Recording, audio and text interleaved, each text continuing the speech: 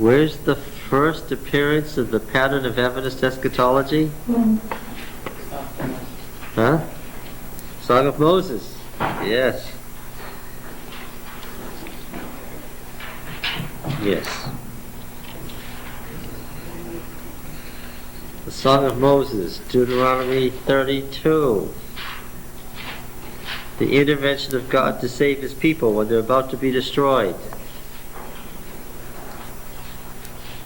Yeah.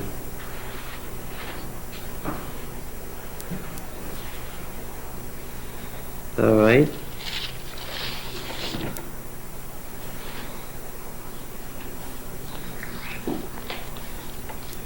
Deuteronomy 32, at the end. Oh, by the way, the pertinent verses for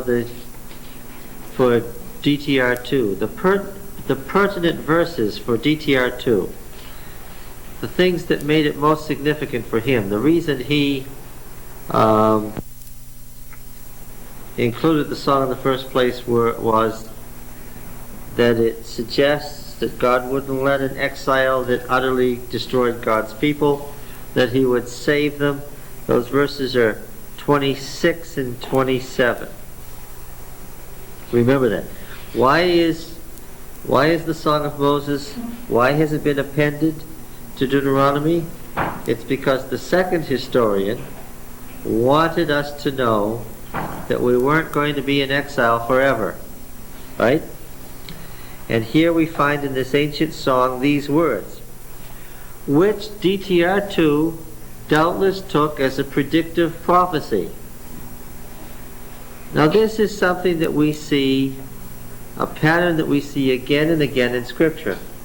Something that isn't technically a prediction comes to be treated as if it was a prediction. All right? In chapter 32, verse 26, it says, this is God speaking, I would have said, I will scatter them afar, I will make the remembrance of them cease from among men, had I not feared provocation by the enemy, lest their adversaries should judge amiss, lest they should say, our hand is triumphant, Yahweh has not wrought all this. So DTR2 saw in this God's promise that he would not make the remembrance of them cease from among men, that he would save and restore his people. And so he uses that as a prediction, and he turns it into a prediction in these chapters that we have been reading. Chapter 30 and 31 becomes a prediction that they're going to be brought back from exile, that they're not going to be in exile forever. Okay? This pattern of turning a statement or comment by God into a prediction is very early. You see, it's already here in Deuteronomy. All right. Can you give us some others? Oh, when we get into the prophets, we're going to find innumerable examples of what we think as predictions, which weren't predictions at all. We're going to come across them every time we study. All right, now, verse 48, tell me what this is. And Yahweh said to Moses that very day, ascend this mountain of the Abarim, Mount Nebo, which is in the land of Moab opposite Jericho, and view the land of Canaan, which I give to the people of Israel for possession, and die on the mountain which you ascend, and be gathered to your people as Aaron your brother died on Mount Hor, and was gathered to his people. Because you broke faith with me in the midst of the people of Israel at the waters of Meribah Kadesh, in the wilderness of Zin, because you did not revere me as holy in the midst of the people of Israel. For you shall see the land before you, but you shall not go in there, into the land which I give to the people of Israel. What is that? That's clear back before the cross. Yeah. Well, what would you? How would you describe this paragraph? What is it? An introduction? Huh? Right. You teacher. It's an ending, of course. It's an ending. Well, now where does it come from? It's the end of the story. Moses is told to die. It's probably Well, we know that Deuteronomy grew by layers. This is very interesting. Look at Numbers 27, verses 12 to 14. Keep your finger here because we want to compare. Numbers 27.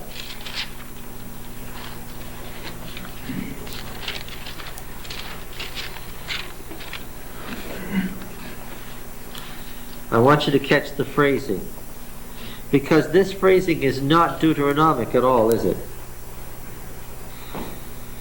Yahweh said to Moses, do you have it? 27:12?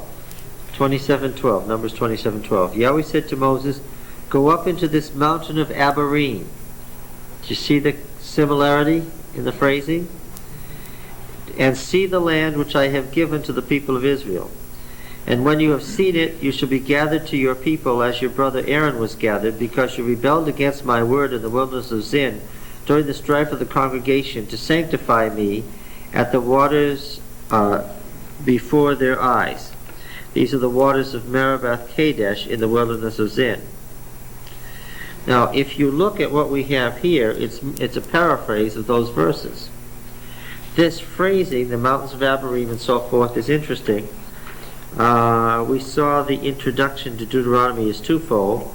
Let's look at keep your finger in here. Let's look back at the two introductions to Deuteronomy. First, the original introduction in 4:44. Deuteronomy 4:44, the original introduction to the core of the book. And you'll see right away. This is the day which Moses set, this is the law which Moses set before the children of Israel. These are the testimonies, the statutes, and the ordinances which Moses spoke to the children of Israel when they came out of Egypt beyond the Jordan, in the valley opposite Beth Peor, in the land of Sihon, the king of the Amorites, who lived in Heshbon, whom Moses and the children of Israel defeated when they came out of Egypt. And they took possession of his land, and the land of Og the king of Bashan, the two kings of the Amorites, who lived to the east beyond the Jordan, from Aurora, which is on the edge of the valley of the Arnon, as far as Mount Sirion, that is Hermon, together with all the Arabah on the eastern slope of Jordan, as far as the Sea of Arabah, under the slopes of Pisgah. Now, unless you are absolutely already asleep, you recognize that there's no similarity in place names and description between this and what we're reading in chapter 32. It's not like the introduction to the body of Deuteronomy at all. Maybe we're just looking at the wrong introduction. Let's look at the one that the Deuteronomic historian gives us in chapter 1, verse 1. These are the words that Moses spoke to all Israel beyond the Jordan in the wilderness of the Arabah, over against Suph, between Paran and Tophel, Laban, Hatzeroth, and Dizayah. It is 11 days' journey from Horeb by way of Mount Seir to Kadesh Barnea. And in the 40th year, on the first day of the 11th month, Moses spoke to the people of Israel according to all that Yahweh had given him in commandment to them, after he had defeated Sihon the king of the Amorites, who lived in Heshbon, and Og the king of Bashan, who lived in Ashtaroth and in Edrei, beyond the Jordan, in the land of Moab. Moses undertook to explain this law, saying, once again, is there similarity or difference between this introduction and the conclusion we're reading in chapter 32? What is it? It's completely different. All right, but we notice it's virtually a paraphrase of Numbers 27. And now let's look at Numbers 33. Verse 44.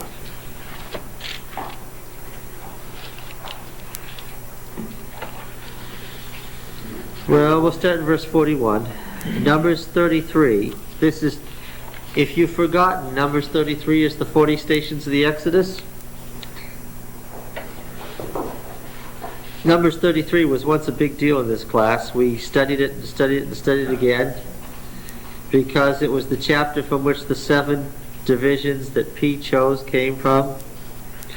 It was the chapter where we actually got an idea of how a biblical author worked. He had Numbers 33 before him, and we saw how he developed his 7 divisions of the Exodus from the 40 stations. All right, now verse 41. And they set out from Mount Hor and encamped at Zalmonah. And they set out from Zalmonah and encamped in Punon. And they set out from Punon and encamped in Oboth. And they set out from Oboth and encamped in Yea Abarim. Now the importance there is, there's Yea Abarim, Abarim, right? Ascend to this mountain of the Abarim. Yea just means the ruins, right? We have the eye that is destroyed by Joshua later, means the ruin. Yea Abarim in the territory of Moab. They set out from Iyim and encamped at Dibon Gad.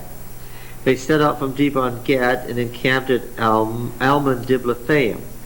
And they set out from Almon Diblathaim and encamped in the mountains of Abarim before Nebo. And they set out from the mountains of Abarim and encamped in the plains of Moab by the Jordan at Jericho, and encamped by the Jordan from Beth Jeshimoth as far as Abel Shittim in the plains of Moab.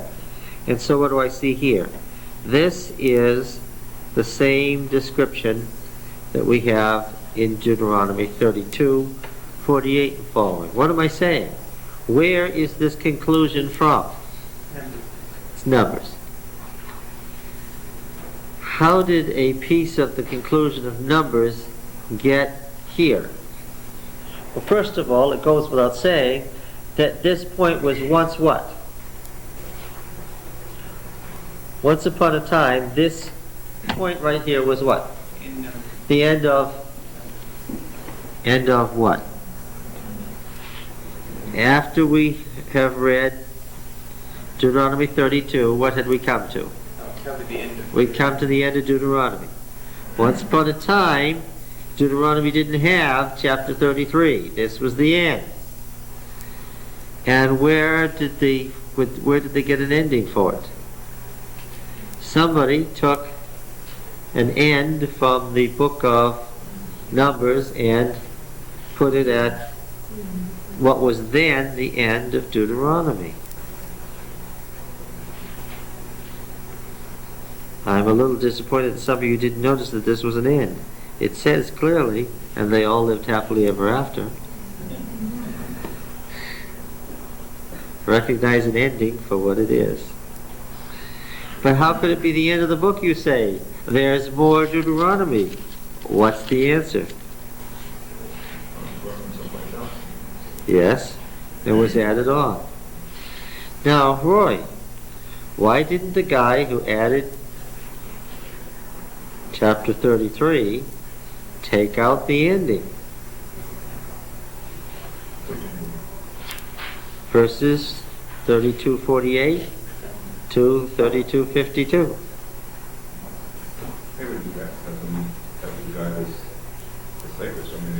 Well, yes, of course. That's the point. The reason that we can see all this editorial process in the Bible, the reason it's so clear, is that nobody did what? Nobody took away. Why? There must have been something operating that in all these different levels of editorial work, nobody took anything away. What can we deduce must have been the reason for this failure to ever touch what was already there, even when it didn't mesh anymore?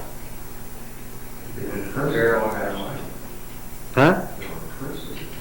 Well, there were curses attached. So what does that say? It says they regarded it as what? They regarded it as sacred scripture that couldn't be touched. Right? Yeah. So here we have an ending, and then we have added to it something else. Chapter 33:1. Are you all with me? Does anybody want to ask a question so far? 33:1. Ray, is this clear? Does this make sense? The verses at the end of chapter 32 are a conclusion. They were placed there when chapter 32 was the end of the book. The person who put them there got them from the book of Numbers. Once again, I'm telling you that P has priority. Once again, J, E, D, and P. That's the way it's been for 250 years, according to the standard scholarship. And I'm saying, no, it isn't D and P.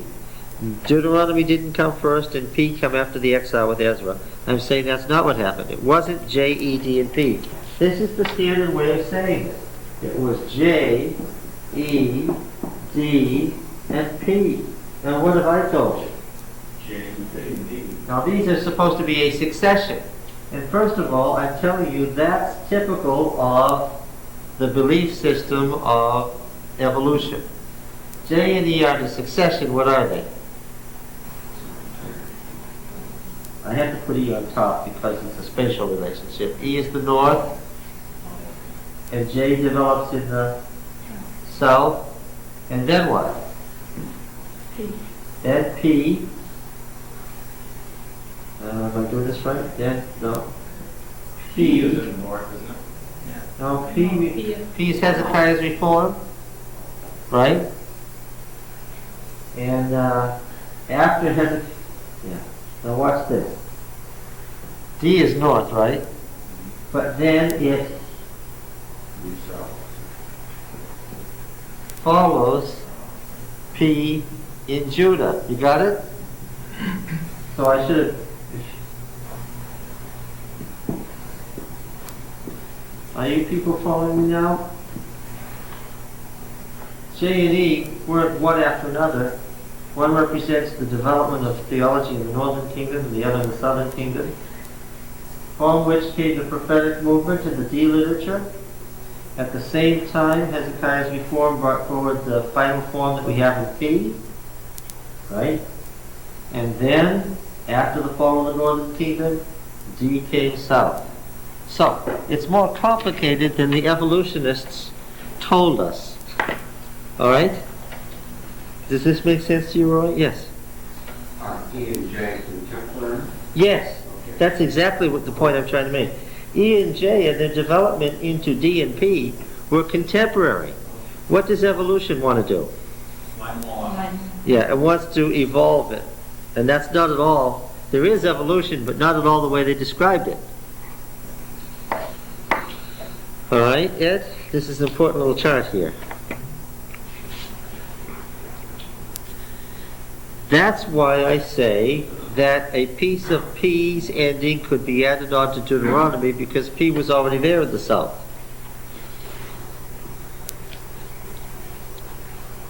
So in this D, you're having sort of collectively the core of D, Deuteronomy Yeah, plus D, D are one. Yeah, that's right. It gets D, this is D prime over here. Where was DTR 1 suit? Well, that would be this down here.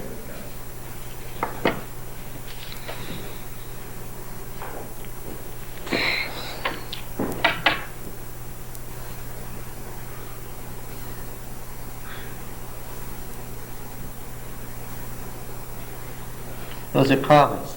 D, comma, D1, comma, D2. Okay. You have to be careful with this group.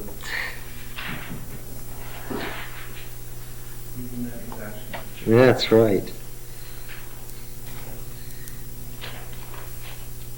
Remember that there are people, and I'm going to show you another place later, who say that there was no D, E, J, or P. Well, there's tremendous evidence otherwise. Otherwise, we'd have to say that Moses was a person who had a split personality, and there were 4 distinct personalities in him, and he lived for 600 years. That's the other logical way to say it. All right? Now, this is the blessing with which Moses, the man of God, blessed the children of Israel before his death. He said, what is that? Is that an introduction? Yes. Once upon a time. And it's quite an independent introduction, isn't it? That introduction could have been there even before it was added to the book. Right?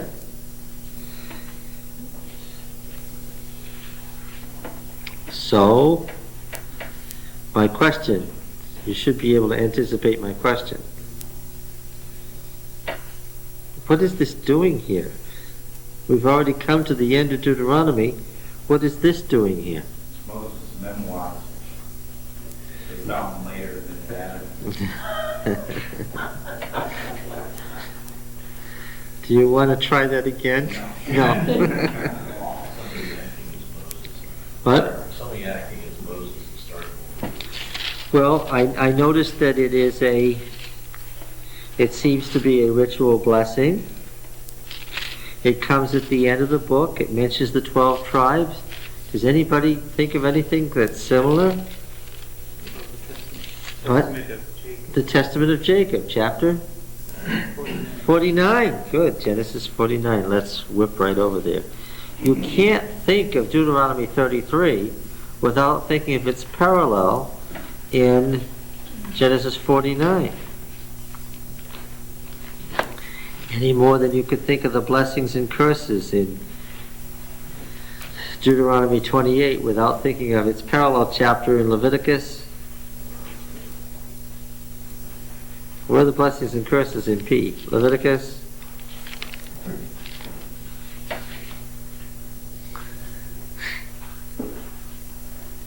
I'm sure it must have been on a hot summer day when everybody was drowsy that we studied Leviticus 26. All right, now Genesis 49. We got to get some key chapters down and memorize. Genesis 49.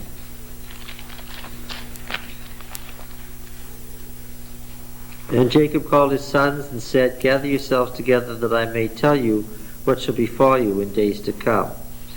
Assemble and hear, O sons of Jacob, and hearken to Israel your father. Reuben, you are my firstborn." Verse 5, Simeon and Levi are brothers. Verse 8, Judah your brothers shall praise you. Verse 13, Zebulun shall dwell at the shore of the sea. 14, Issachar is a strong ass. 16, Dan shall judge his people. 19, raiders shall raid Gad. 20, Asher's food shall be rich.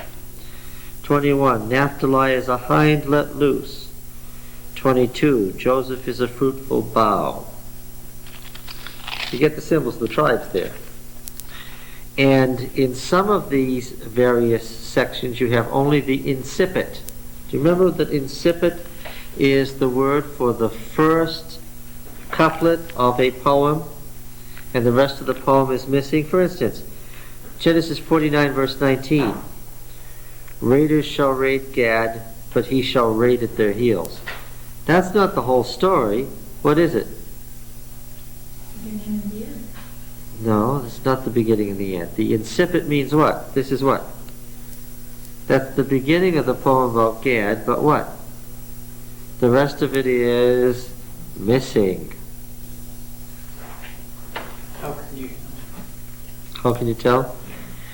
Because when I read the prose form of some of these things in Joshua, I discover other things that are called catchwords in the prose, where you can tell this is a word that usually it parallels another word in a poem. And this prose description, if we remove connectors, and, thus, and howevers, and shorten it up, we can turn it into a couplet of poetry, and we discover that we're looking at additional lines of poetry. So I'm telling you that a lot of the prose, we can tell, was originally developed from poetry, and probably from oral tradition, right? What might the rest of this you tell from what it starts out saying? Yeah. There's a whole section. There's a whole section of Joshua that describes the inheritance of the tribes. Now, when we get to that section, we'll look back at how individual tribes are treated in Genesis 49 and Deuteronomy 33 in comparison to the prose description and what we know about the land and the area they occupied and so forth. The inheritance of 12 tribes. It anticipates, and it's Deuteronomy 33 isn't the place to do that. Well, we'll do that when we get to Joshua, what each of the tribes was all about and so forth. The question I have now is, as I read through Deuteronomy 33 and I read through Genesis 49, I notice that structurally they are the same thing. They're the same kind of thing. And it makes me wonder, about these descriptions of the 12 tribes with some blessing or special role ascribed to each tribe, where could such a thing have originated? Well, one answer is maybe these are the very words that Jacob said on the last day of his life, word for word, verbatim, and miraculously, and that's how we'd have to say it, miraculously transmitted to us. Okay? In which case, Jacob really was writing a long predictive prophecy, because of course we notice that Jacob talks about the royal scepter coming to Judah. And that gives you a hint right there. When did the royal scepter come to Judah? With David, yes. We notice that in Genesis 49, Reuben is indeed first. Simeon and Levi are treated together. All right. Judah is the longest, by far the longest tribe, with all the rich blessings of fertility ascribed to Judah. The northern tribes are treated very, very, very briefly, and Ephraim and Manasseh are treated together as Joseph. All right? Yes? I notice in Genesis, Judah is a lion as well. Mm-hmm. In Deuteronomy, Dan is a lion as well. Why Yeah. change position? Yes. Yes. That's the question I'm asking, which is, and I'm arriving at it now, these are the same kinds of thing. First, number one, where could such things have arisen? And number two, which of these poems, or groups of poems, or rounds, series of poems, is earlier? Genesis 49 or Deuteronomy 33?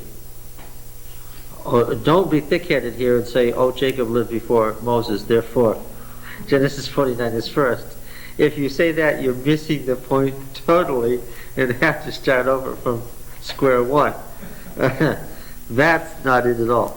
Let's get the basic question down.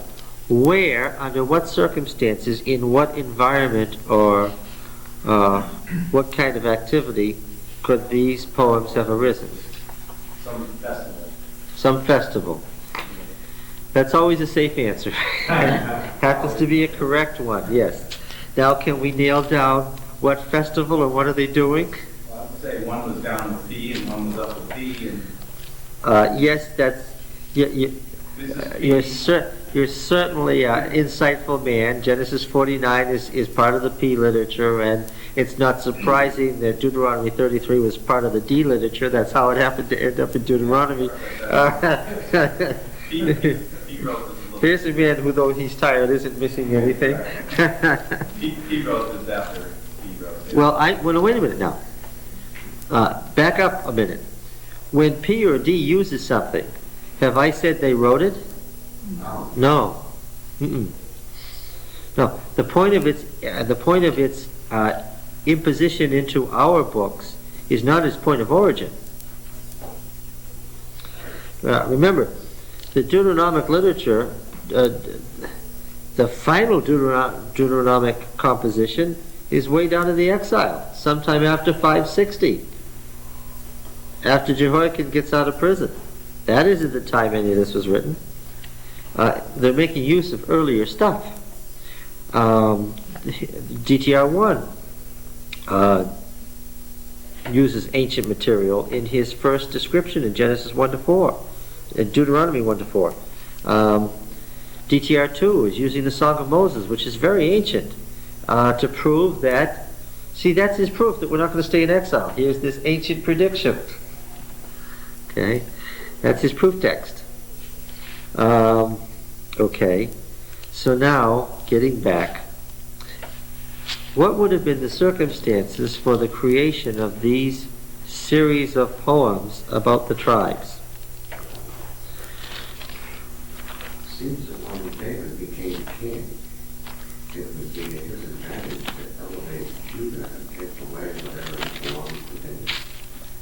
That's a title he would prefer. Well, one of the things that we have noted is that David was or was not question, respectful of the tribal league and its traditions. Was. Who was the innovator who broke up the old tribal league and broke down its system? Solomon. Yes. It was Solomon who broke up the old tribal league, and he was only able to do that because his father had been reigning for 40 years.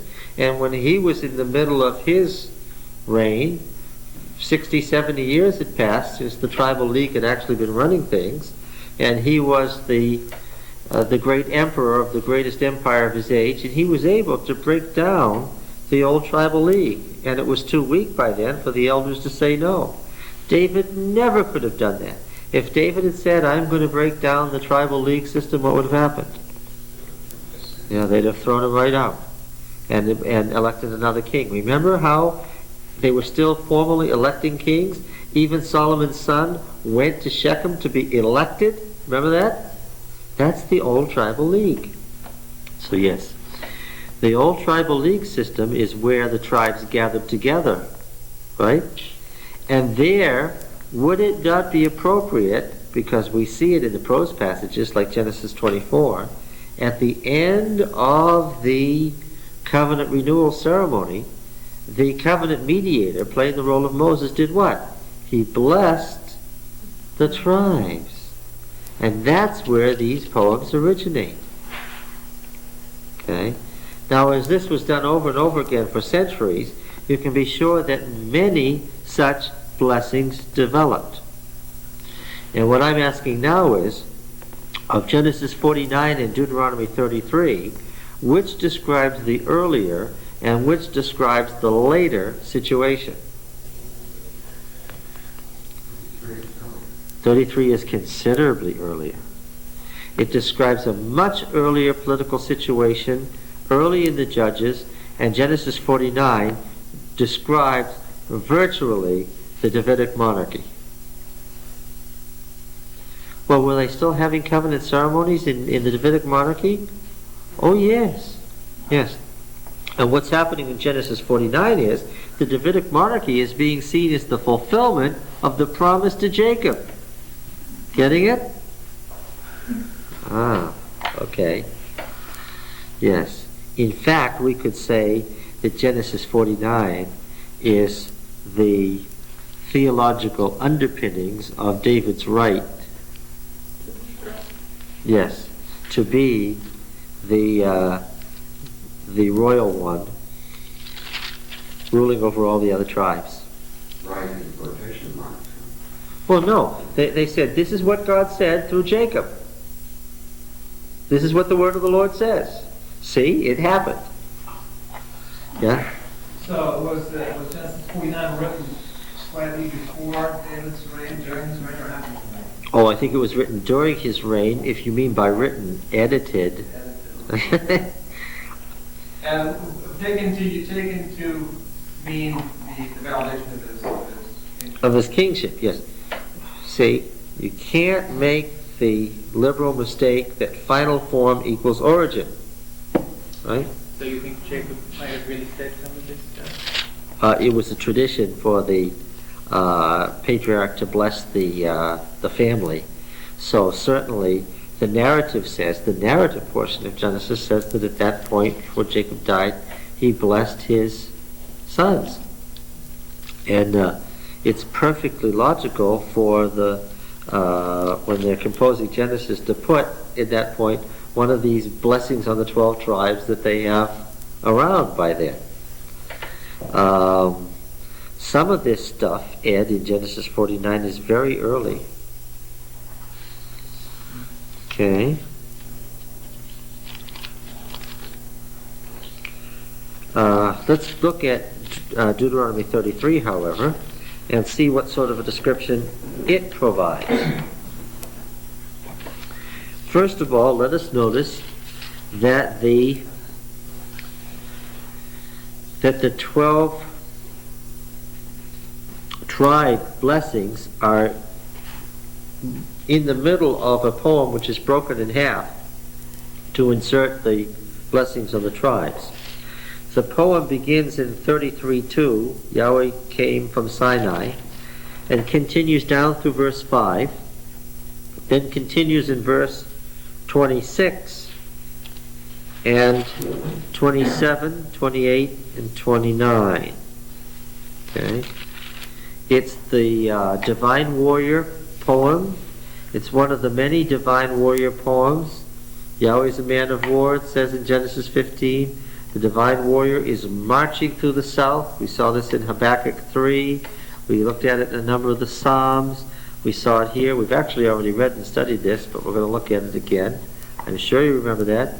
Let's see here. Here it says, Yahweh came from Sinai and dawned from Seir upon us. He shone forth from Mount Paran. He came from the 10,000s of holy ones with flaming fire at his right hand. Yea, he loved his people. All those consecrated to him were in his hand. So they followed in thy steps, receiving direction from thee. When Moses commanded us a law as a possession for the assembly of Jacob. Does the author here indicate that he is Moses, or that he's looking back upon the time of Moses? Yes. When Moses commanded us a law as a possession for the assembly of Jacob. Notice that the law is the possession of the assembly.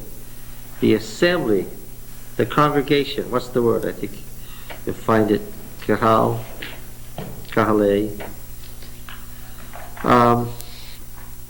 What does that tell you? The setting of this poem is what? The people are what? They're gathered together. Yeah. Thus, yeah. This word is sometimes translated congregation, which of course the word congregation doesn't mean, we take it as a formal term for the group in church, but it literally means what? Those who have gathered, congregated, right? All right. And the law, listen, writing was very early in Moses' time. The old Sinaitic texts show us that they did have writing, but it was right at the dawn of writing in Moses' time. But there's one thing even the earliest and oldest sources agree on about Moses. Not that he wrote the first 5 books of the Bible, but what? It says it over and over again in so many different places. The tradition is unanimous about this, that Moses wrote something. What did he write? He wrote laws. Yes. Moses is remembered as the father of Yahwism who wrote laws.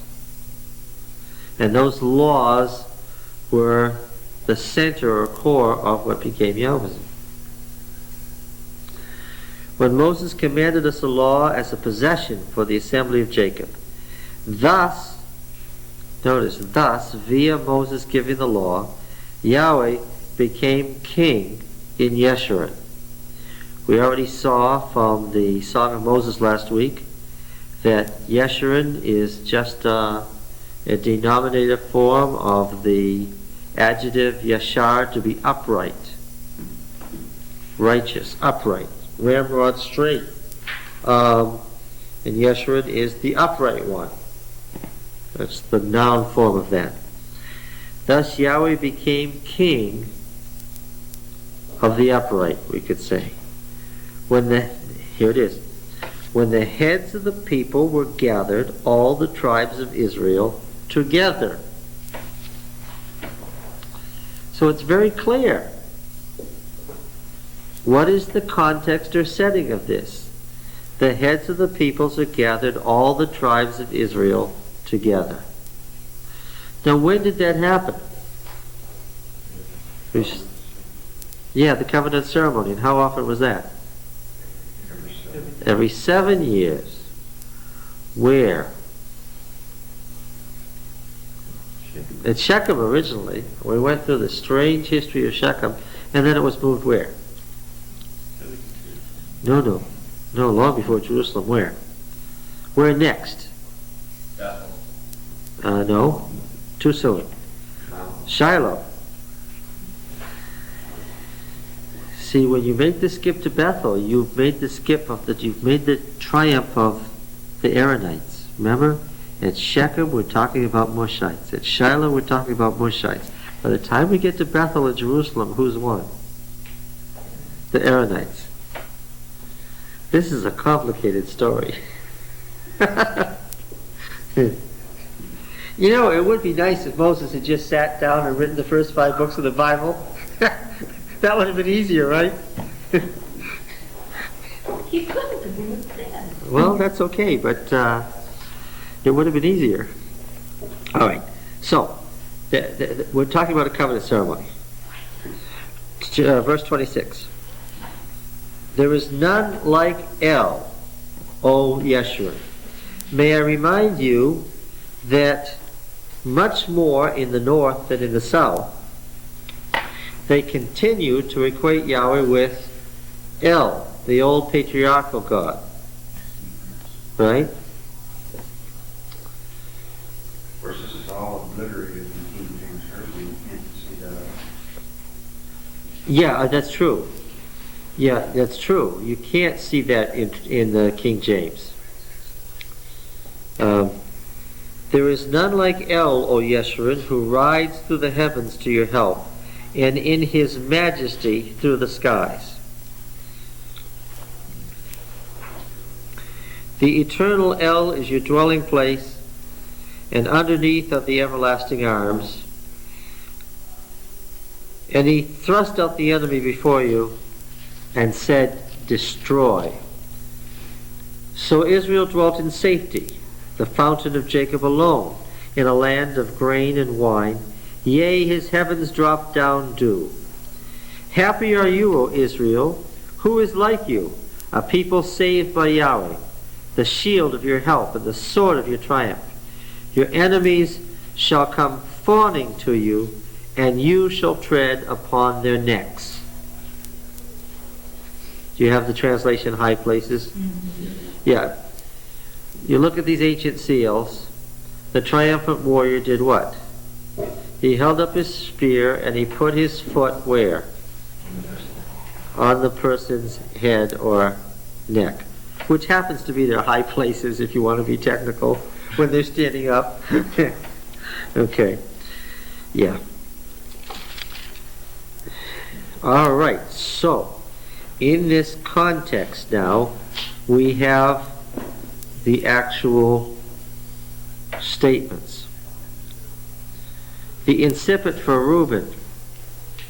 Let Reuben live and not die, nor let his men be few. What does that tell you? By this time, what is the case?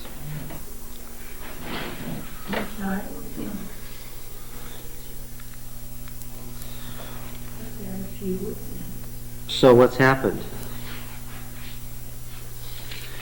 Reuben, Gad, and half the tribe of Manasseh settled in Transjordan.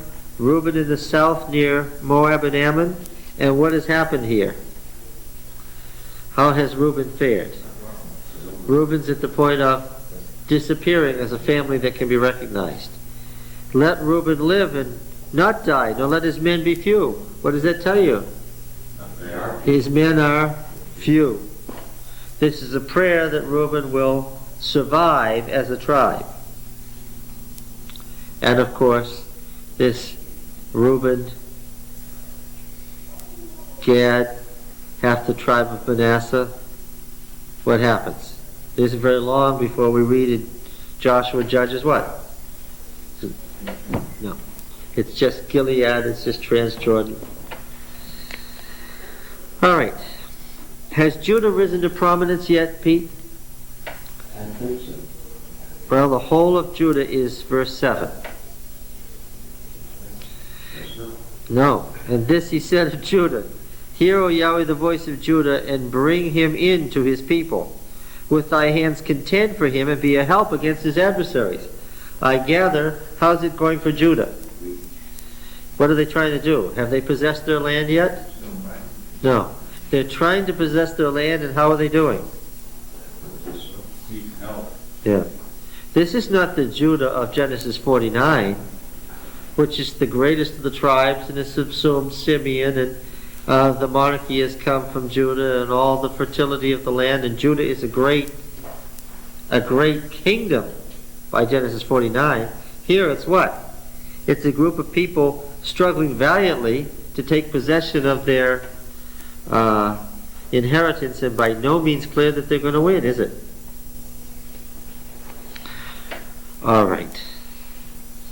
And of Levi he said, give to Levi thy Thummim and thy Urim to the godly one, whom thou didst test at Massa, with whom thou didst strive at the waters of Meribah, who said of his father and mother, I regard them not.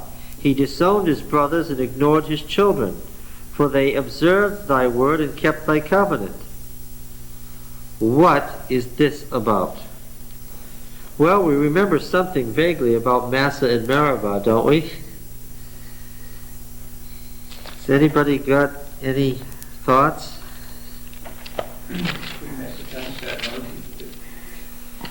Well, of course, if we're talking about the Levitical priesthood, in our minds, see, we already read P.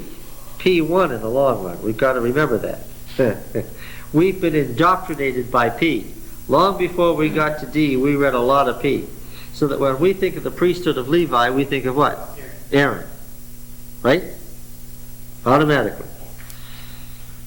What family was the Levitical priest? What are you going to say? Family of Aaron, of course. That's because the Aaronites won. Now let's go back to Exodus 17. See if we can unravel Massa and Meribah.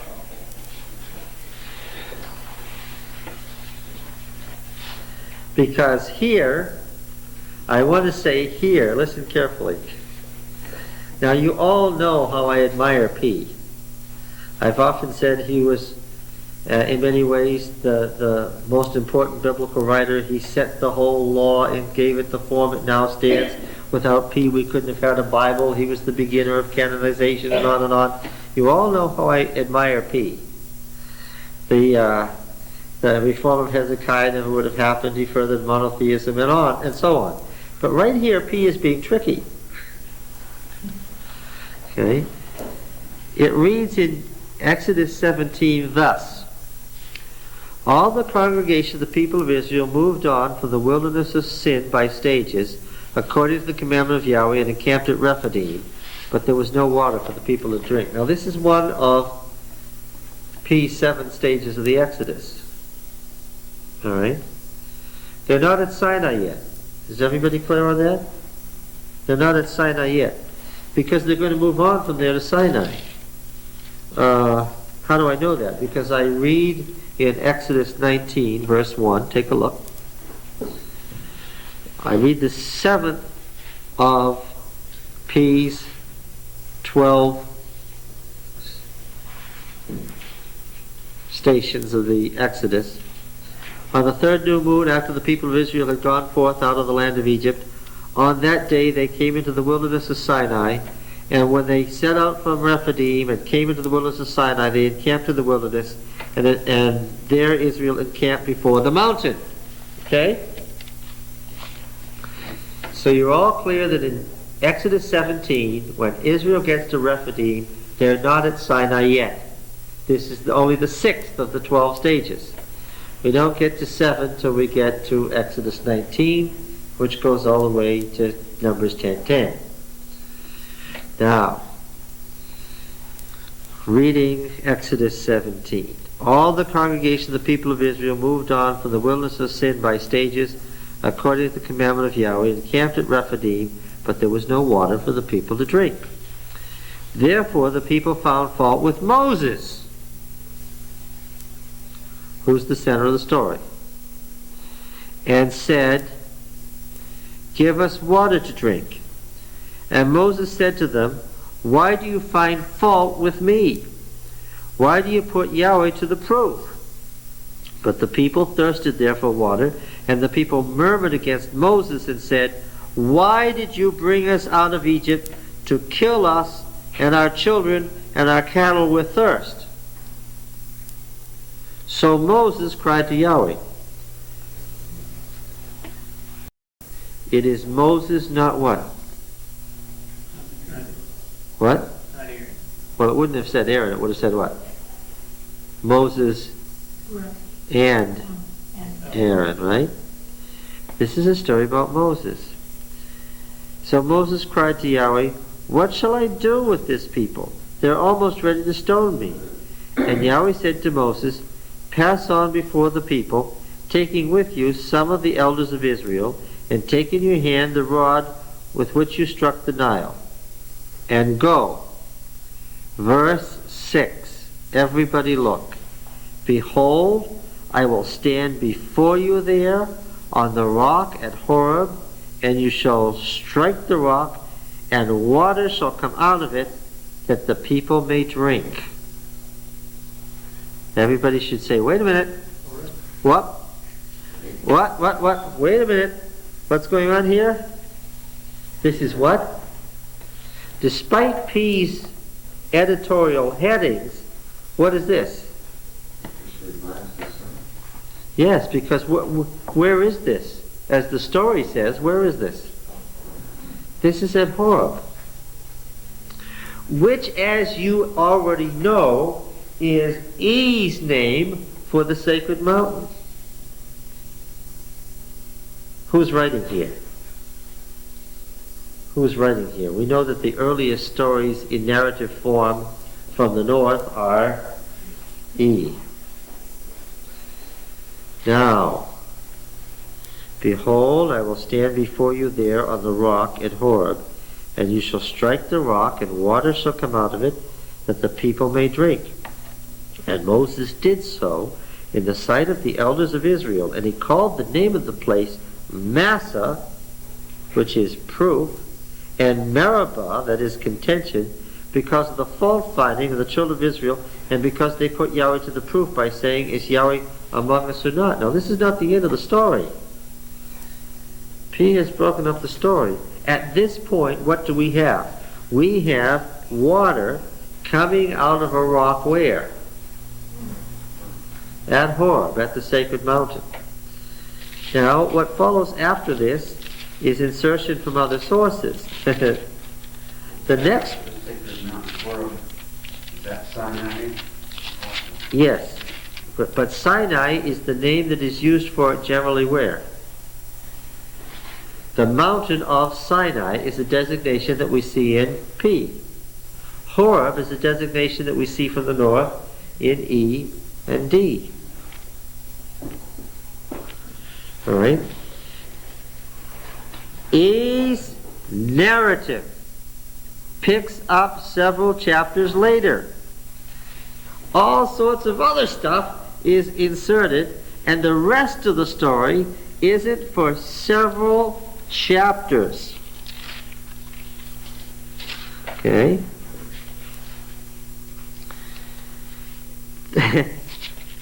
The story picks up again when Moses finds the golden calf. Exodus 32. So they really are at Sinai. Yeah.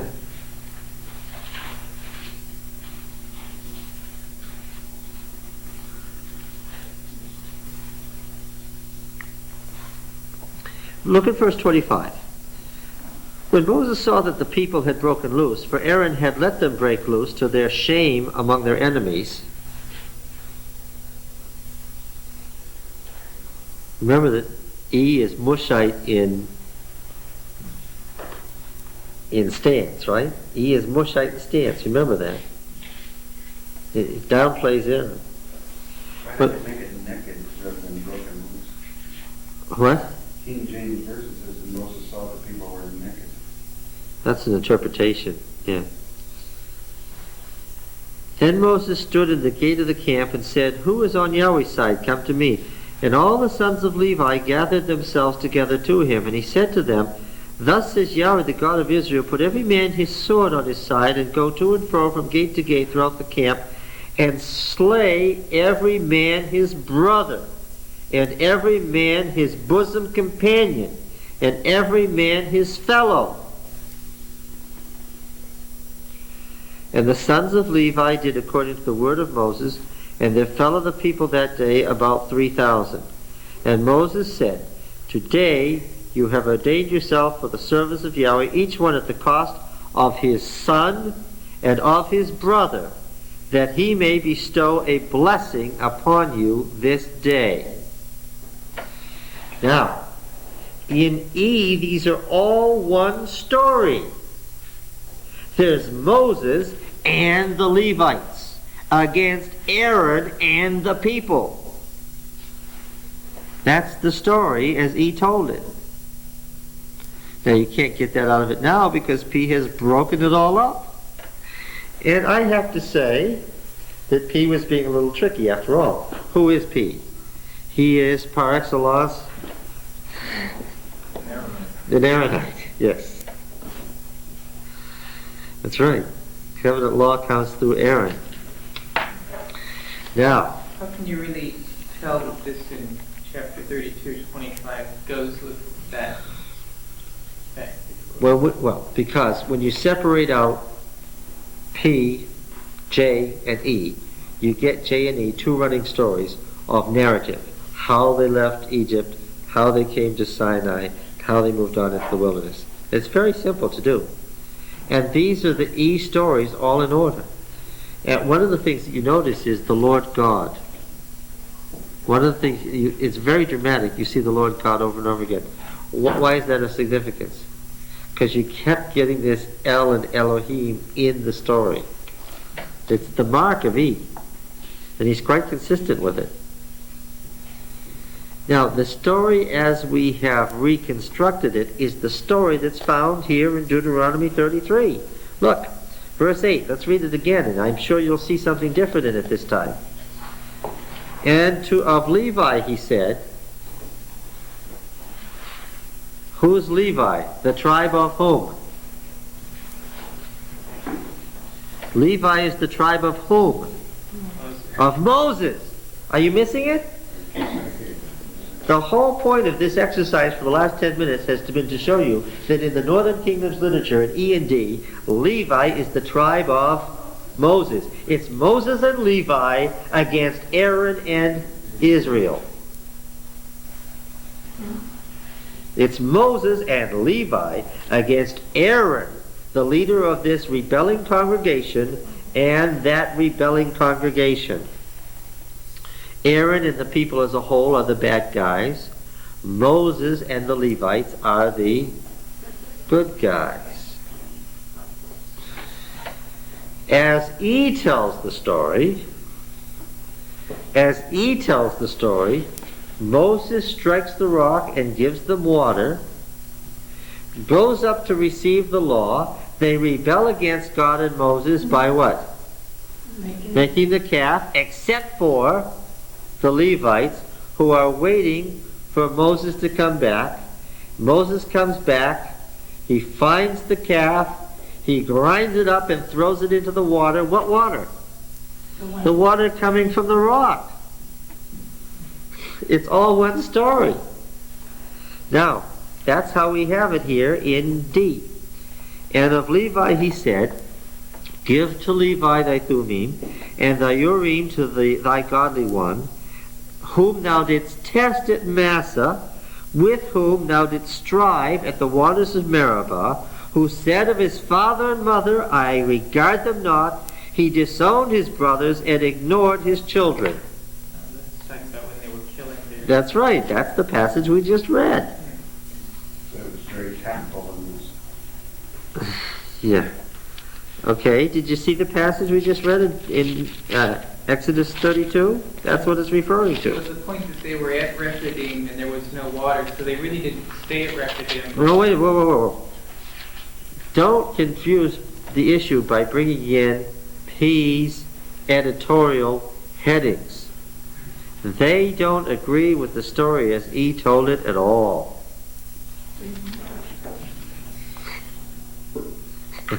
They aren't at Rephidim in E's story. Where are they? They're at Horeb, the mountain of God.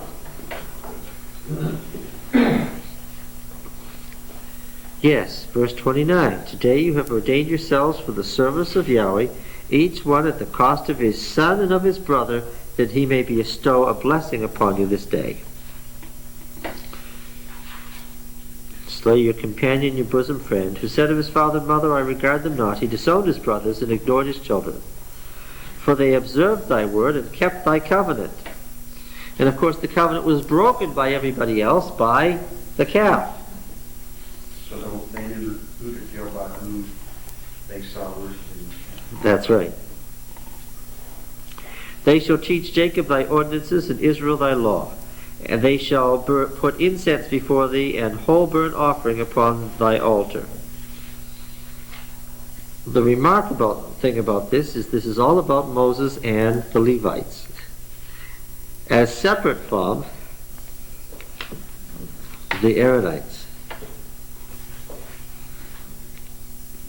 I have to presume, Roy, that when this was written at a covenant renewal ceremony in the northern kingdom, the priests who were officiating were what? Were Moshite priests. Bless, O Yahweh, his substance, and accept the work of his hands. Crush the loins of his adversaries and those who hate him, that they rise not again. This is why Psalm 90 is ascribed to Moses. So how come they don't mention Simeon here? That's a very, very, very good question. What do you suppose has happened to Simeon by this time? Disappeared? Yes, exactly. He has disappeared. Psalm 90.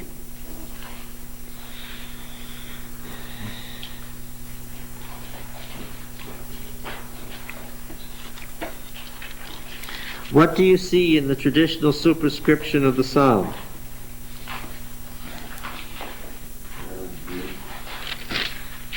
The prayer of Moses, the man of God. Yeah. You all see that? That's actually the Hebrew, not just the translation. Oh no, all these headings are Hebrew headings. This is the traditional heading for Psalm 90. I wonder why. Because Psalm 90 is about God's eternal nature as opposed to man's fleeting nature, and it ends with a famous prayer. Psalm 90, look at the end of it. Verse 13. Return, O Yahweh, how long? Have pity on thy servants. Satisfy us in the morning with thy steadfast love, that we may rejoice and be glad all our days. Make us glad as many days as thou hast afflicted us, and as many years as we have seen evil. Let thy work be manifest to thy servants, and thy glorious power to their children. Let the favor of the Lord our God be upon us, and establish thou the work of our hands upon us. Yea, the work of our hands, establish thou it. It's one of the most famous passages in the Bible. The idea being that everything that man does is transitory. That it can only be established if what? It's established by God, whose work is eternal. Those lines at the end of verse 17, what does it say here? Deuteronomy 32:11. Bless, O Yahweh, his substance, and accept the work of his hands. Crush the loins of his adversaries and of those that hate him, that they rise not again. That verse in Deuteronomy 33 and its similarity to the end of Psalm 90 is what caused Psalm 90 to be ascribed to Moses. And of course, the people who ascribed Psalm 90 to Moses knew then that this section about Levi was about what? Moses. Let's see now. Psalm 90. Okay. All right, now.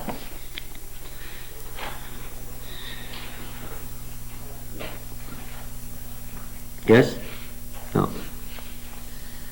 Everybody still with me? Has anybody fallen off the theology train yet?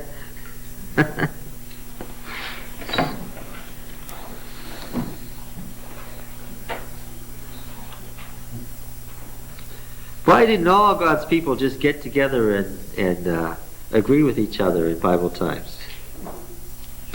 I thought they were all one people in Bible times, and we just have these arguments today. You have a brother or sister? Agree with them all? Yeah, one big happy family. This was a big happy family. Now then, of Benjamin he said, the beloved of Yahweh, he dwells in safety by him. He encompasses him all day long and makes his dwelling between his shoulders. Looks like Benjamin was doing okay. Of Joseph he said, blessed by Yahweh be his land, with the choicest gifts of heaven above, and of the deep that couches beneath, with the choicest fruits of the sun, and the rich yield of the months, with the finest produce of the ancient mountains, and the abundance of the everlasting hills, with the best gifts of the earth in its fullness, and the favor of him that dwelt in the bush. Let these come on the head of Joseph, and upon the crown of the head of him that is prince among his brothers. What's the leading tribe when this is written? Joseph. His firstling bull has majesty, and his horns are the horns of a wild ox. With them he shall push the peoples, all of them, to the ends of the earth. Such are the 10,000s of Ephraim, and such are the thousands of Manasseh. 10,000 going in. Sort of like clans or something in this, where it says here, or did it mean thousands at this time? Oh yeah, clans. I'm sure that this is, thousands is an interpretation of the word later. It's our interpretation of the word later, after the fact. So if you go to our map, Book of Israel, and for the time period of this. Yes. Yes, that's the point. When you read, when we take up Aharoni's land of the Bible, when we start reading Joshua, we're going to see that the demarcation of the tribes, but this is early in the Judges period, right? When Ephraim and Manasseh are the leading tribes, and they have conquered the Central Highlands first, and before the other tribes are successful, while the Transjordanian tribes are disappearing, this is clearly much earlier than Genesis 49. Okay. The date? Huh? The date? Well, of course, this is before they were writing history as such, right? By the time we get down to the monarchy of the kings, in the 7th year of King Uzziah, such and such a thing happened. But in the Judges, do we hear any of that? We don't even know the approximate reigns of the Judges or how they related to each other. We don't know whether they're consecutive or concurrent, some are consecutive and some concurrent, and so forth. Yeah. I can understand the precious fruits brought forth from the sun. I think that one of the precious things brought forth from the moon. Where do you see that? Oh, the months.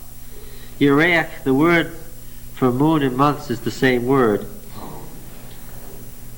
And the rich yield of the months. Oh, if you want to say moon, of course month and moon are the same word. You understand that in English. Month, the word month is just moon.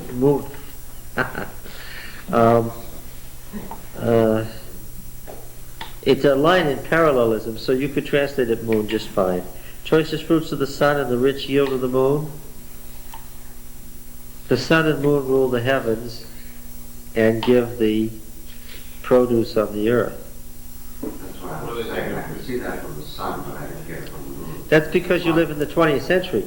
You don't believe that moonlight causes things to grow, but that's only because you live in the 20th century. Oh, no, but in Central America, they go by the moon all the time. No, but not... Thankfully, the Not just, that's right. Through to the bay and the, is that what No, it's? No. No. Yes, they do. You go have to go to them down there. Well, they may, because of the point that I'm making to Pete. In the ancient world, they believed that the moon brought fertility just as much as the sun, and that moonlight caused things to grow just like sunlight.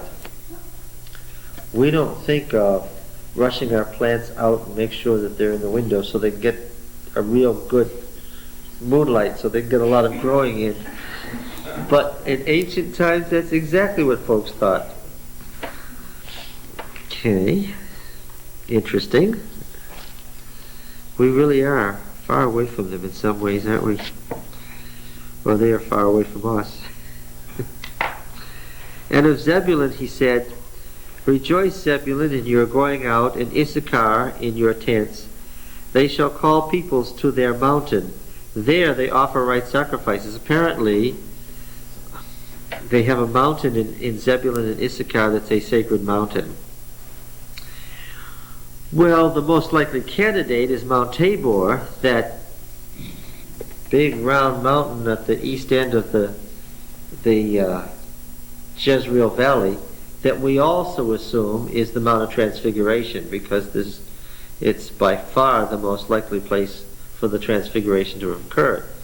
So we go to that mountain today and we see the Chapel of the Transfiguration at the top, and nobody says this is Issachar and Zebulun's sacred mountain. But they could. For they suck the affluence of the seas and the hidden treasures of the sand. That's of course because they were fishermen along the Sea of Galilee. And of Gad he said, now this is the Transjordanian tribe that survived, Blessed be he who enlarges Gad. Reuben's disappearing, but Gad is enlarging. Gad couches like a lion. He tears the arm and the crown of the head. He chose the best of the land for himself, and there a commander's portion was reserved. And he came to the heads of the people. With Israel he executed the commands and just decrees of Yahweh. Dan has already moved from its coastal location, where it could not overcome the Philistines, to the north, to the city of Dan here. Of Dan he said, Dan is a lion's whelp that leaps forth from Bashan. So Dan is already in the north. You know the story of the Danites moving and they stole Micah's idol, and oh, we're going to have so much fun when we get to Judges. Right. Of Naphtali he said, O Naphtali, satisfied with favor and full of the blessing of Yahweh, possess the lake in the south, the lake of Galilee and the land south of it. All right. Of Asher he said, Blessed above sons be Asher, let him be the favorite of his brothers, and let him dip his foot in oil.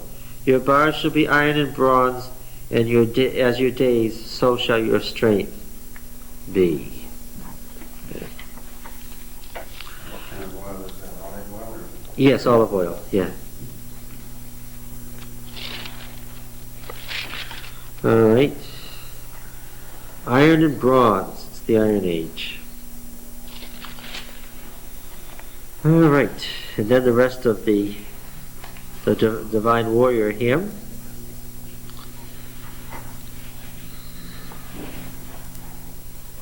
So there's a lot of stuff in Deuteronomy 33. And we're coming back here. As soon as we get to Joshua, we're coming back to Genesis 49 and Deuteronomy 33. What? Somehow I thought so. Yeah, well, when we do come back, I would like several people here to remember that it's Deuteronomy 33 that's parallel to Genesis 49.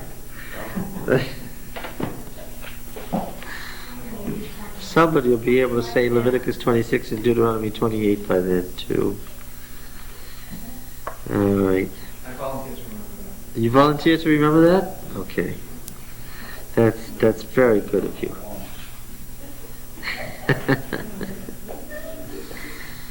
Well, I'll just remember over that general direction. I'll think it was Sherry or Ray or somebody over there. All right, now, Now we've got another ending. And we noticed that this ending was an ending that looked suspiciously like King Josiah's ending. So this looks like DTR 1 writing when he put Deuteronomy 1 to 4 in front of the core of the book. And Moses went up from the plains of Moab to Mount Nebo, to the top of Pisgah, which is opposite Jericho, which sounds more like the wording at the introduction. And Yahweh showed him all the land, Gilead as far as Dan, all Naphtali, the land of Ephraim and Manasseh, all the land of Judah as far as the western sea, the Negev and the plain, that is the valley of Jericho, the city of palm trees, as far as Zoar. And Yahweh said to him, this is the land which I swore to Abraham, to Isaac, and to Jacob. I will give it to your descendants. I have let you see it with your eyes, but you shall not go over there. Now this is a longer description than what we had in the few verses from Numbers. So Moses, the servant of Yahweh, died there in the land of Moab, according to the word of Yahweh, and he buried him in the valley in the land of Moab, opposite Beth Peor, but no man knows the place of his burial to this day. Who buried him? He. Who's he? Yahweh, that's the antecedent of the he. All right. The this day, of course, is the day of DTR 1, who's writing in the time of Josiah. Moses was 120 years old when he died. His eye was not dim, nor his natural force abated. And the people of Israel wept for Moses in the plains of Moab 30 days. Then the days of weeping and mourning for Moses were ended. I was reading that and my kid said, well, why did he die then? Oh, yeah, why did he die? What's DTR 1's purpose here? What is he saying? Why did he die? But God wanted him to die. That's the answer, yes. Why? Yeah, but my kid said God killed him. Why did God kill him?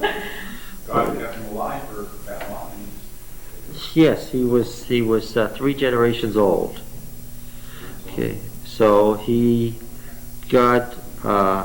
yes, because, yeah, that's right, your son is not treating God as passive here, but active.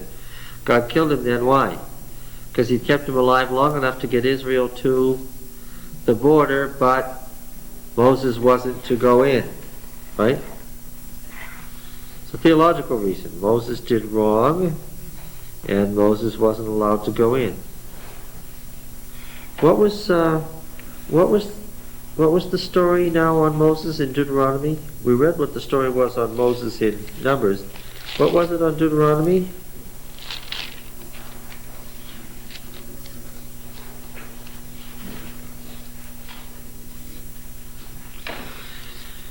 Is it Moses' own sin in Deuteronomy that keeps him out of Canaan? Remember, yeah, that's right. This is the pro-Moses section. Deuteronomy chapter 3 and verse 23. Yes. Before you go on, since she brought up this other subject here, very often it is we refer to going on to heaven as going to the promised land, etc. And when we consider our eternal salvation, we consider it in light of the general trend of our life as opposed to the occasional deed or misdeed. Mm-hmm. It hardly seems fair that Moses didn't get to go to the promised land before he passed on. Well, it wasn't fair because he was the sin bearer. That's how come they got to go on. Because if he'd gone on, what? They wouldn't have gone on. That's the Deuteronomist point. Okay. Verse 23, and I besought Yahweh at that time, saying, O Lord God, thou hast, that's Yahweh Elohim, thou hast only begun to show thy servant thy greatness and thy mighty hand. For what God is there in heaven or on earth who can do such works and mighty acts as thine? Let me go over, I pray, and see the good land beyond the Jordan, and the goodly hill country, and the Lebanon. And Yahweh was angry with me on your account, and he would not hearken to me. And Yahweh said to me, let it suffice you. speak to me no more of this matter. Go up to the top of Pisgah, lift up your eyes westward and northward and southward and eastward, and behold it with your eyes, for you shall not go over this Jordan, but to charge Joshua and encourage and strengthen him, for he shall go over at the head of this people, and he shall put them in possession of the land which you shall see. He did make it the transfiguration. Huh? He did make it. It made it across to the transfiguration, yes. I was just going to ask that in connection with it. Is there any evidence that Moses was taken to heaven until the transfiguration? The Israelites have any concept? Yes. Where does it come up? Jude. So that's it. It comes up in Jude? Where he was, till this day. It comes up in Jude? Well, let's read what it says in Jude so that we can find out about that. Jude, of course, is after Christ's time, but I think Jude makes some reference, doesn't he? This will be fun, Dawn. This bears on the question that's still on the table about canonization.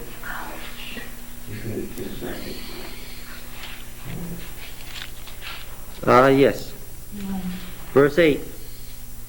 Yet in like manner, these men in their dreamings defile the flesh, reject authority, and revile the holy ones. But when the archangel Michael, contending with the devil, disputed about the body of Moses, he did not presume to pronounce a reviling judgment upon him, but he said, "The Lord rebukes you." But these men revile whatever they do not understand, and so forth. This is an allusion to a passage in the work entitled The Assumption of Moses. In the intertestamental work, The Assumption of Moses. In the Apocrypha, if you read The Assumption of Moses, it's about how Moses was assumed into heaven, and it tells this whole story of Michael the archangel fighting with the devil over the body of Moses. Jude is quoting that story. Yes, so that's the 3rd or 2nd century BC. And then, of course, we have the famous statement in Romans.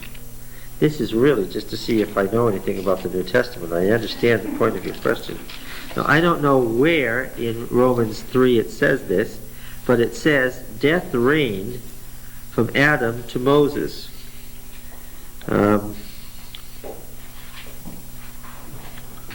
We'll study the New Testament soon. And then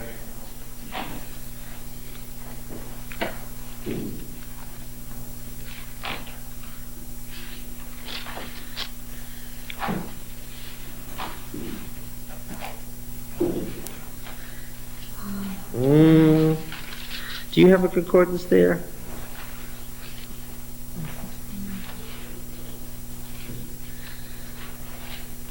Do you remember the passage that I'm referring to? Yes, okay. It's Romans 5. It's not even very far from where I thought it was. It's Romans 5 and verse 14. Yet death reigned from Adam to Moses, even over those whose sins were not like the transgression of Adam, who was the type of the one who was to come. He's talking about resurrection there, that everybody who died stayed dead. He's not talking about Enoch. He's talking about death. It doesn't apply to Enoch.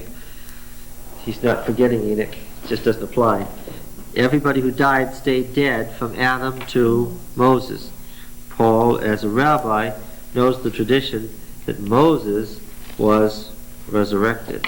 But that's an intertestamental tradition. If you had asked the Deuteronomist, say, did you know that Moses was resurrected? He would have said, what? You don't think that's an inference when he says we don't know where he is to this day? No, but I'll tell you this. That was the proof text that was used in the Assumption of Moses.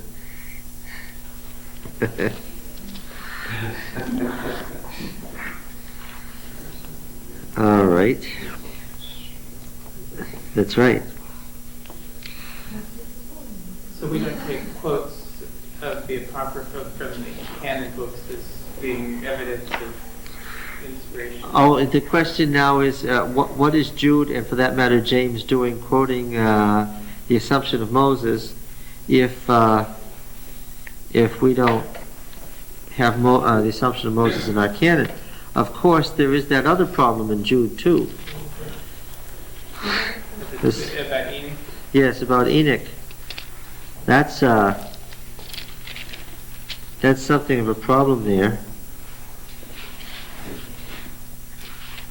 Where does he mention Enoch? Oh yes, it was of these also that Enoch in the 7th generation from Adam prophesied, saying, Behold, the Lord came with his holy myriads to execute judgment on all, and to convict all the ungodly of all their deeds of ungodliness which they have committed in such an ungodly way, and of all the harsh things which ungodly sinners have spoken against him. End of quote. What's he quoting from? He's quoting from a book called the Book of Enoch. And that's not even in the Apocrypha. It's not like in Catholic Bible. Well, I don't know. The Catholic Bibles, what's in the Catholic Bibles is purely an accident of what people knew in the Middle Ages, so that doesn't have any bearing on it. The point is that it's part of the intertestamental Jewish literature that we have not included in the canon. This is a direct quote, a rather extensive direct quote, from the Book of Enoch. And there's other intertestamental literature that gets quoted at length, and indeed there are whole concepts that don't make any sense in the New Testament unless you know the intertestamental literature. James White and Ellen White, who were there relating to these spiritual Well, yes, see, quotes out of the Apocrypha. there's the thing. Mrs. White's early visions were all annotated. They went through and they inserted the scriptural text that she was referring to in these passages in early writings. And the scriptural annotations have been removed from early writings as it's now printed.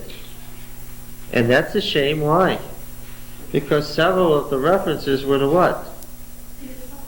Oh yes, to a lot of those things. This description of Enoch, you know the description of Enoch? With all the that's right out of the Book of Enoch. Yes. You find that humorous? Yeah, I do. Well- I find it humorous because it's the traditional Adventist spirit All right, and Catholic. It doesn't do much for it doesn't do much, that's right, for fundamentalism. That's true. You see, the story is, and I know this story very well. James Stuart, the King of Scotland, was allowed to become the King of England if he would practice the Catholic faith only in private. His mother, you remember, Mary Queen of Scots? Yes. And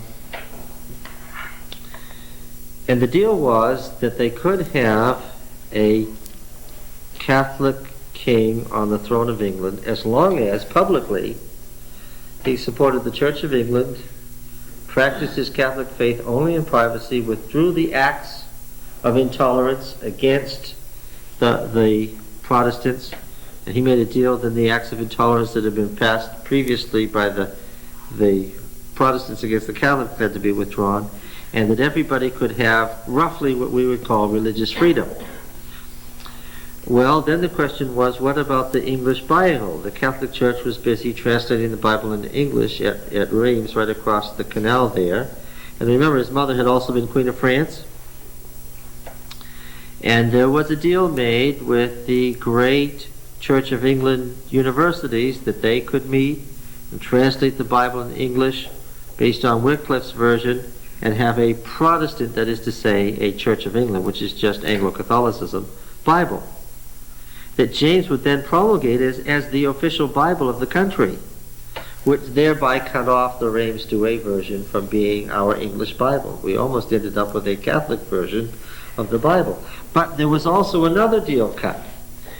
The apocryphal books would not be slid into various places where they were alleged to be, like Esdras and so forth, wouldn't be mixed in the way they were in the Catholic canon. Rather what?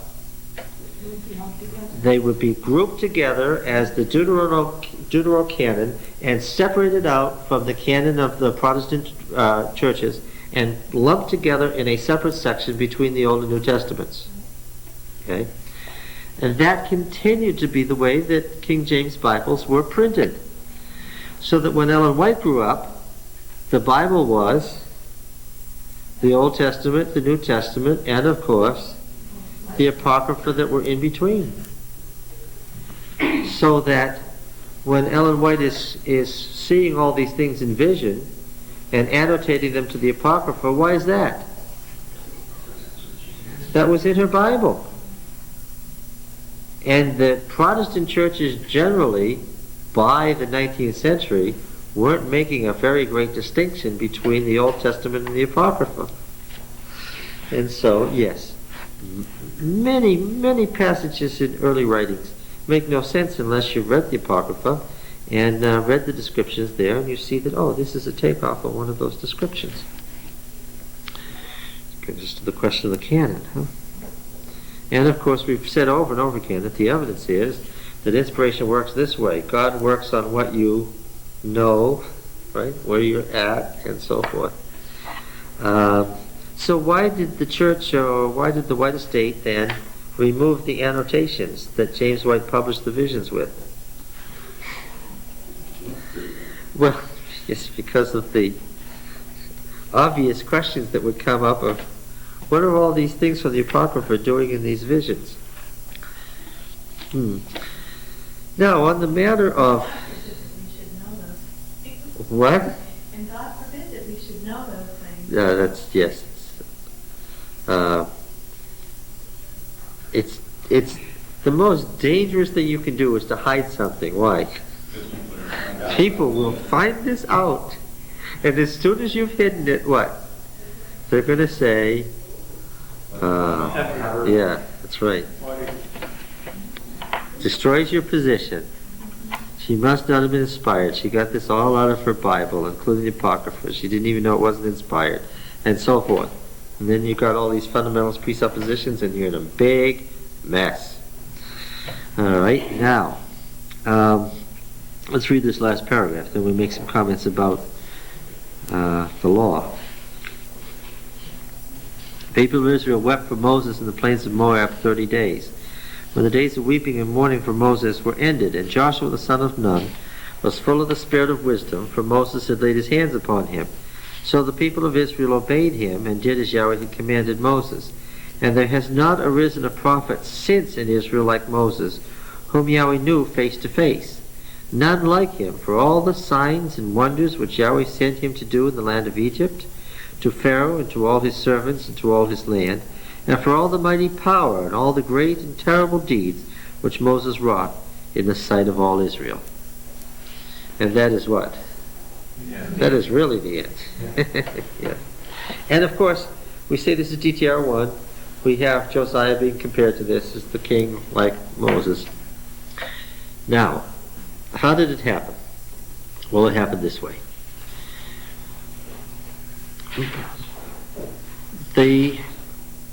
The patriarchs worshipped their family god, whose name was what? El, whom they identified with the head of the Canaanite pantheon. The patriarchs, however, made a distinction between their family god and the Canaanite religion in that what? The patriarchs, from all that we can glean about them, were monotheists. That is to say, that they identified their god as the high god of the pantheon, but they said what?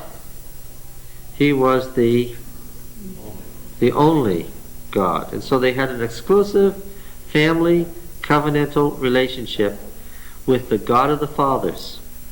And it was consistently the God of my father, the God of my father, the God of my...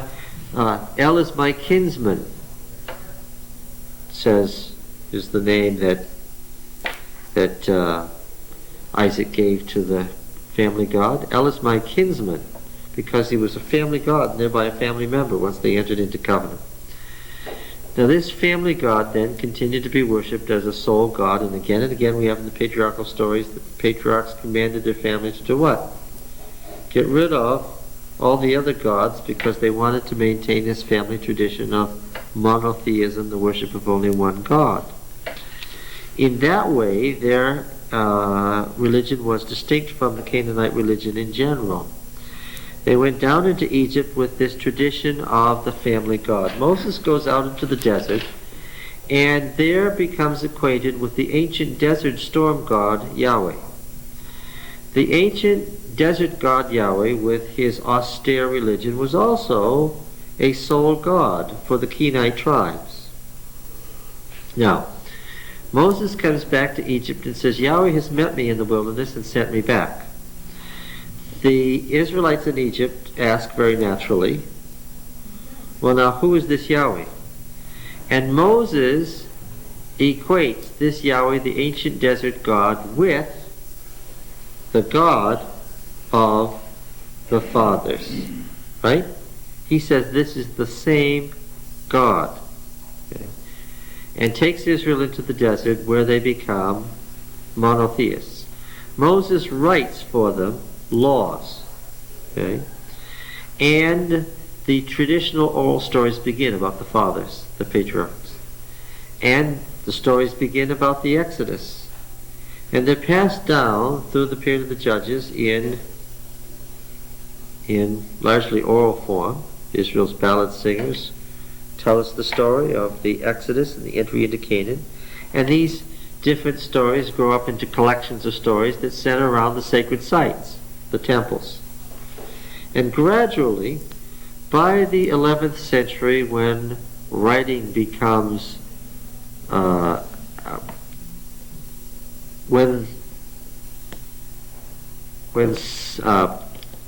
writing becomes possible because they have developed an alphabet. They've actually moved away from hieroglyphic types of symbols to actual letters.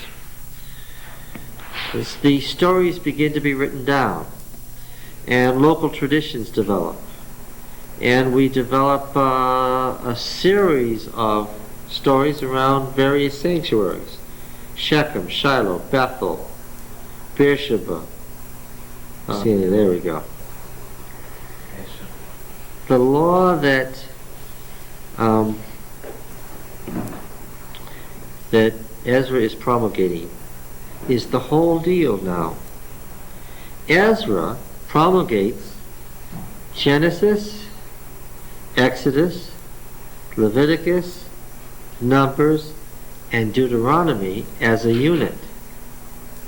And he calls it the law of Moses. Okay? Together with the books that he has in his possession developed around that law.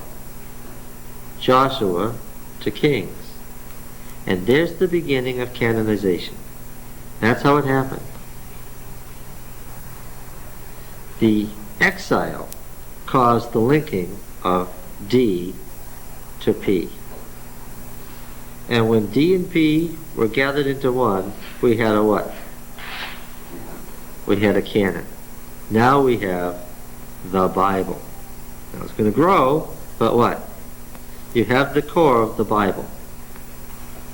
Right? Now, of course, some time had to pass before D and P could be seen as so similar, so much about the same thing that they're a unit, right? Because, as we've seen, Deuteronomy and Leviticus are not the same in many ways. And their differences would cause scribal activity and theological discussion for centuries. But Ezra has the primary section of the canon. Ezra has Genesis to Kings as a unit. Now the prophetic material is being gathered, and this was seen by people as a secondary kind of inspired material. Things prophets said. Not things given to Moses, but what?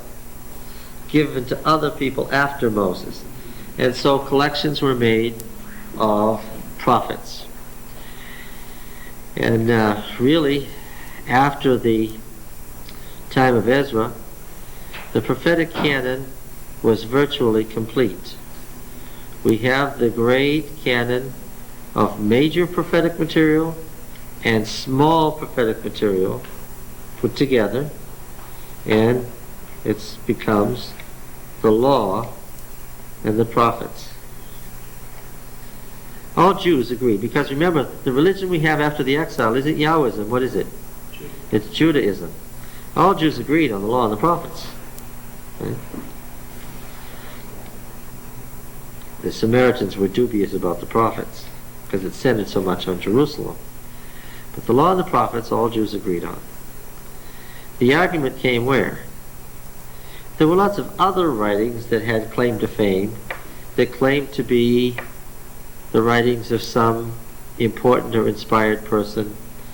Some of the writings, it was hard to figure out whether they were inspired or not, like Ecclesiastes. Ecclesiastes seems to say such outrageous things. The Proverbs seem rather secular. Esther is rather secular. Was Daniel really written in Babylon? Or was it a product of the Maccabean Wars? And so forth. You get it?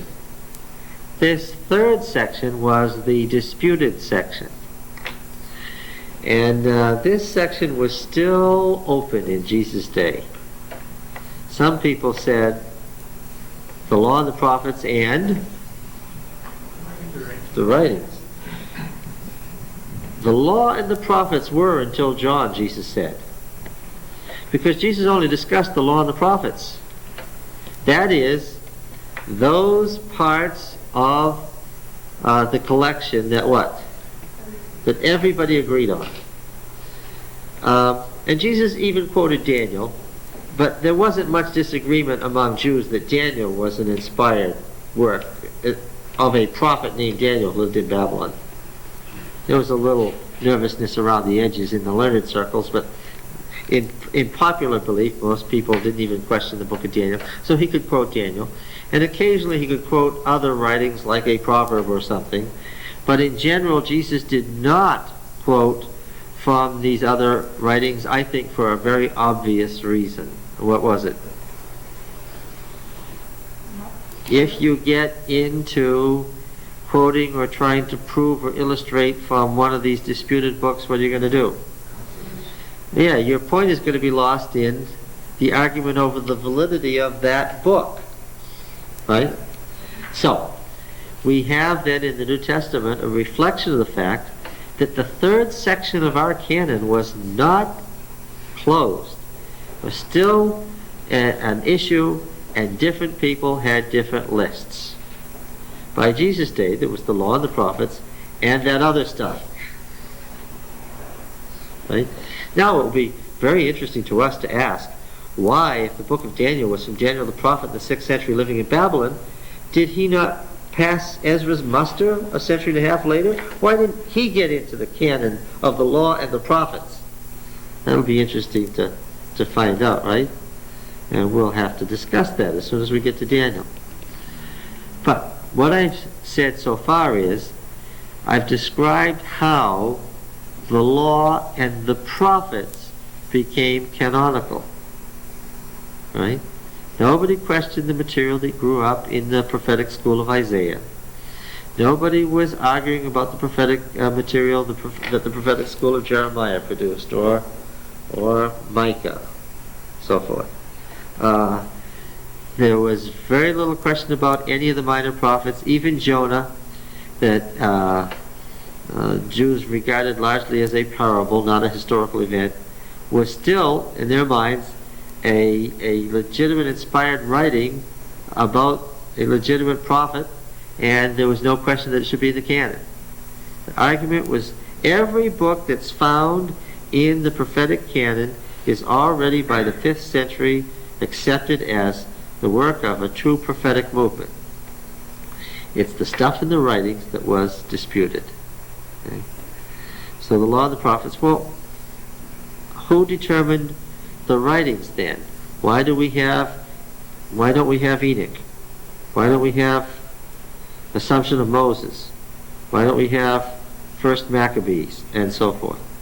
Well, that was determined in the 1st century AD. So we should hold that question until what? Till we get over to the New Testament, right? Okay. All right, so now we have, and of course, the law, right? The law. Well, it's the basis of ethics, right? In the Western world. It's the basis of Western civilization. It's an interesting story of how this came to be the law of Moses. All right, any question or comment? Well, how many hours have we been at this? What are we up to, about 30 tapes? 170 or 180 hours of lecture? Well, we've at least scratched the surface of the... All right. See, John, God knew you had to have something to do with it. He would have made it simple, then what would have you done? That's right. Now, okay, so we're going to go on to the theology of the historical books next week. A whole new section. We can invite new people to come if we want to.